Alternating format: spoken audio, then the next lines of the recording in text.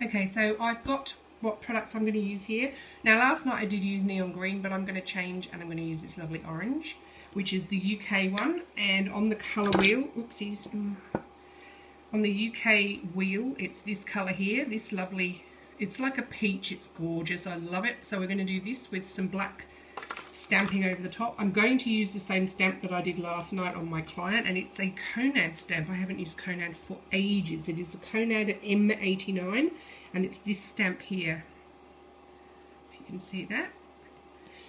And I'm going to be stamping with black Conad polish and my trusty squishy stamper. Now, I'm going to be doing it on the colour wheel because, as you know, I've got Christmas nails on. These are very, very inexpensive. They're from eBay. You get a pack of maybe 10. I will put the link to these in the description bar, so if you want to get some to practice your nail art, you can. Okay? Okay, to save time, I have done 2 very thin coats of cream puff, and I'm now going to add the additive or pigment. So as you can see, I've just taken the lid off this. It is full to the brim. Now there is a technique to this. You don't brush it on. What I do is move the Conad polish so I don't knock it over. I just press my brush into it and I get a healthy portion, and I'm just holding this very close to the pot because it goes everywhere. Now I press it. I do not brush it on, and I do pick up a lot of product, but that's why I try and hold it over the pot so that I don't lose masses of it.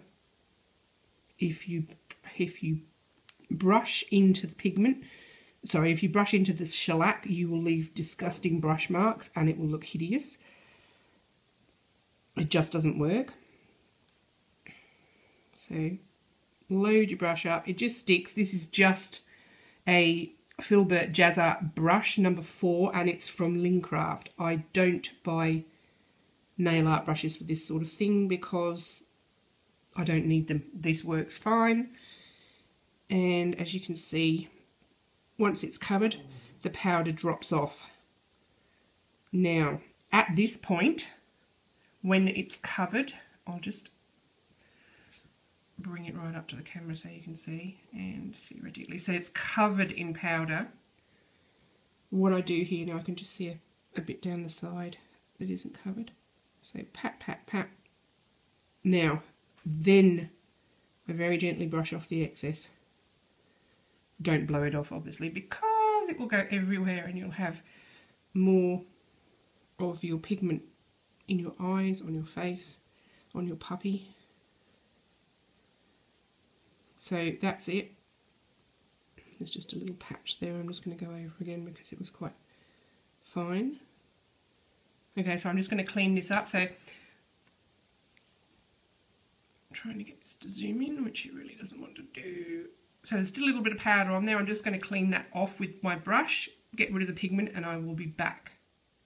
Okay, so I've just moved the pigment out of the way, and you can see, even holding it over the pot, I've still made a lovely great mess, so be careful when you do it. As you can see, that's got a lovely, lovely, well, that actually merges in with my hand, sorry guys.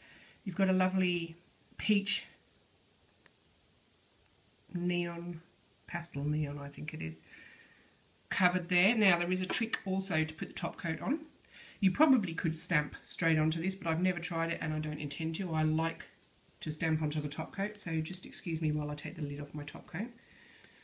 Right, so I know this is an enormous waste of product doing it on these, but that's how I'm doing it. Top coat, lots on the brush, and lay the brush across the nail, float it across. Do not, that way, don't put the end of the brush into the pigment because you'll leave brush marks. So you do need a reasonable amount of top coat not to leave any marks, and you really need to make sure this is sealed as well, because when you wipe off the inhibition layer you will have white, if you haven't sealed the nail properly, you'll have white marks where the cream puff has shown through. So I am using a really large amount of top coat here to cover the nail. So, okay, so I'm covering all that properly, and I'm going to pop that in the lamp for 2 minutes. Right, let's just have a look at my lovely nails while that is in the lamp. What I was going to say is I've deliberately missed the top of the nail so that when I remove the inhibition layer, I'm going to show you what happens when you haven't sealed the nail properly. You will remove the pigment and you will see the white cream puff underneath. Now, once you have floated your brush across, you've put your top coat on and you've covered it properly, you can float the brush, clean your brush off, float it across the top again, and you can actually remove any excess top coat if you do it carefully. It is a good idea to have, for your glitter work or your pigment work, it is a good idea to use a separate top coat to that you'd use with your plain shellac colours. Otherwise you end up with discoloured top coat, or you can have chunks of glitter in it, and if you get a client that just wants plain nails and they end up with glitter in it, they won't be very impressed. So I keep a top coat for my pigment work, I keep a top coat for my glitter work, and I also keep a top coat for my plain.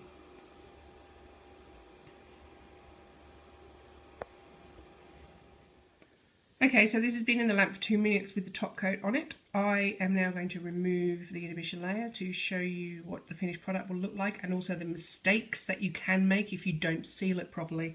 Now, normally with a client I would use Disperse, but I am going to use a Medi-Swab, which is 70% isopropyl alcohol, because it's cheaper for me and I don't go through all my good products. So I'm just take that out of the packet, and now I'm going to clean this off. So give it a good rub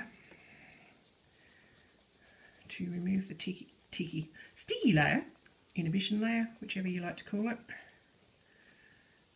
Okie dokie. So that's all done.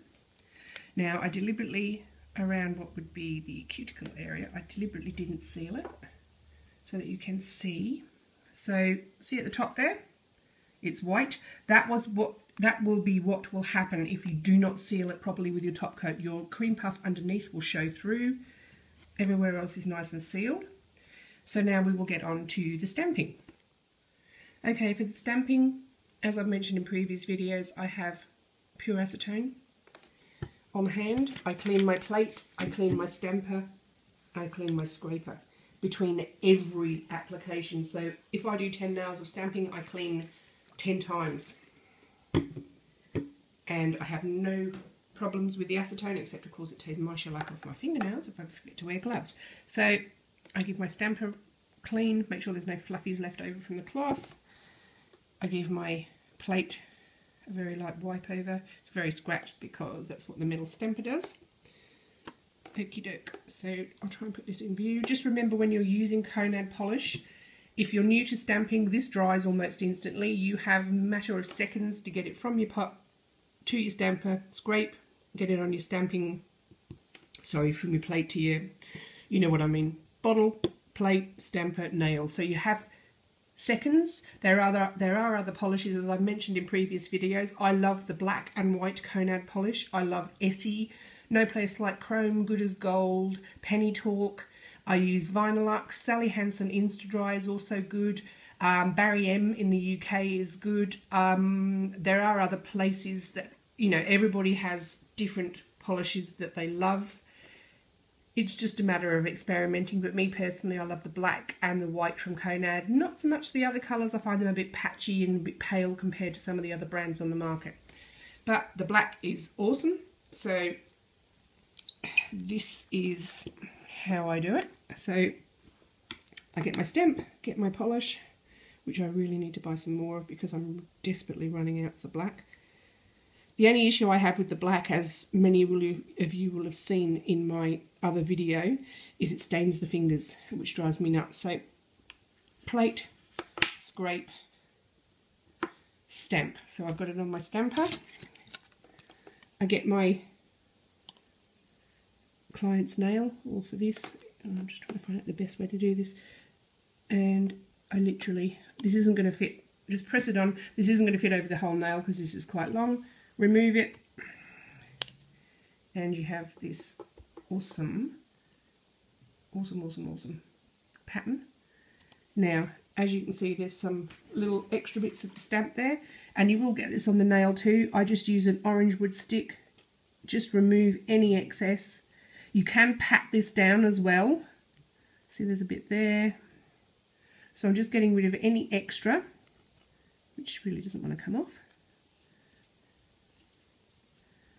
And it looks okay, but it looks amazing when you put the top coat on. So again, I float the brush over, as I did with the additives. You don't have to be so careful, but it's still a good idea. You don't need to put as much top coat on.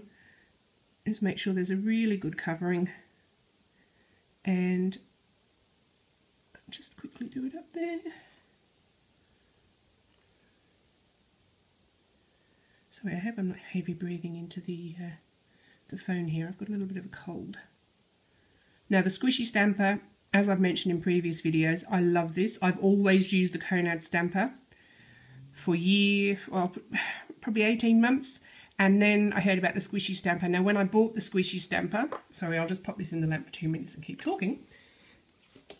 When I bought the squishy stamper, I hated it because, well, firstly, I got one that was from a well-known company who I won't mention, and the white stamp kept falling out, which was driving me insane, and I paid quite a lot of money for it. So I thought, okay, I'll give it another go, and I bought one on eBay. This was about $3, and I think it had free shipping, and it works brilliantly, but I did have to prep it, so I had to buff the surface with a nail file, and I had to do that a few times, and now it works brilliantly. But I will put the link to where I got this in the description bar.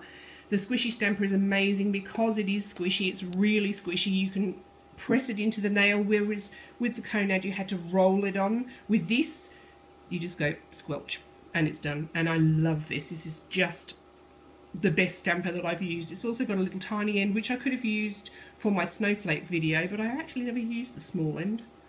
But I probably should, shouldn't I? Okay, so I will be back when the timer is up to show you the finished neon pigment. Okay everyone, this has been in the lamp for 2 minutes, and I'm just going to remove the inhibition layer with one of my little trusty Medi swabs again.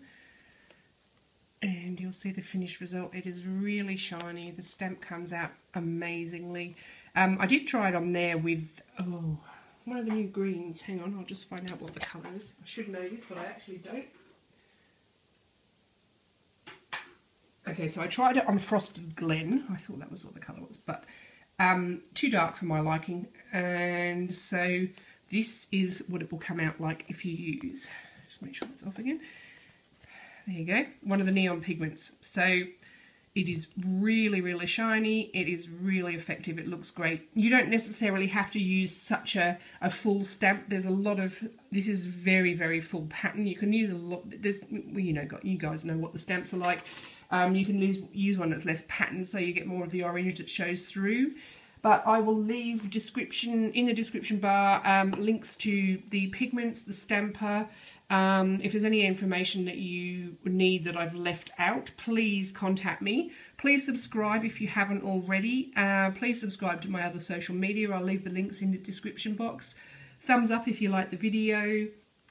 I also have a competition running for a giveaway. It is open to anyone in Australia for a Philips Visor Pure facial cleansing brush. Please enter that, guys. It's a great giveaway. The product's worth $200. I hope you liked this video. I hope it helped. Okay, bye.